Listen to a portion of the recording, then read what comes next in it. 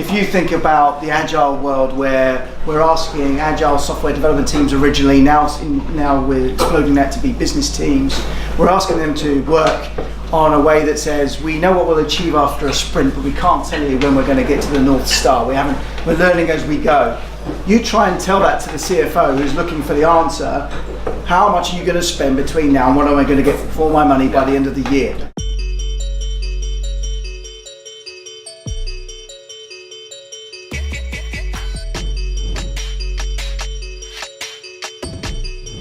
Tonight spurred off the back of a conversation, or several conversations I had around innovation, as well as the pressures of trying to do general transformation anyway.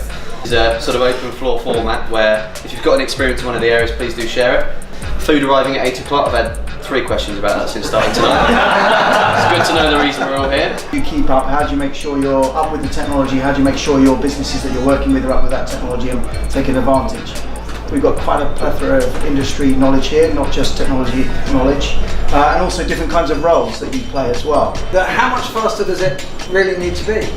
And is this of actual value? Or are we all going to be chasing, oh, we need to buy a new phone, we need to do this, we need to do this. It doesn't matter the speed, it's the fact that I would have no break from my digital version, my digital data. You know, mobile companies are investing now, but you won't actually see it start to hit the marketplace till next year. What we want to do is substitute organic brain decision making with silicon, shall we say, decision making, so we can do it at a cheaper cost point at a faster time frame on bigger data sets.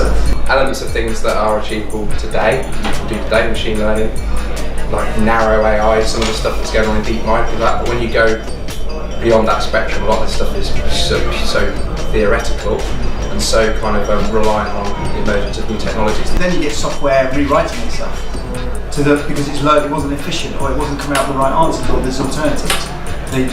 Where does it stop? Something new comes out, it gets spun up, sold up, whatever, you get a gold rush, it all settles down, and suddenly you find everyone's using it just naturally. Like, will AI take a bit longer? I don't know, but it's just a natural thing of, hey, great idea, marketers get on it, everyone jumps on the bandwagon, disillusionment, into the trough, then out again into something useful. We just haven't quite got to that useful bit yet. Yeah, I think if we look back over the last 10, 15 years, so many organisations have gone through big transformations and haven't worked. And I've started to realise that transformation is hard, right? When we talk about operating models and so forth, there's a lot more that we can innovate around management of both company and IT. The bigger problem is actually annual budget cycles. I cannot operate if I have to constantly tell the city or New York every 3 months how I'm doing. I'm not going to do that anymore. I want to own my own company so that I can be free to fail.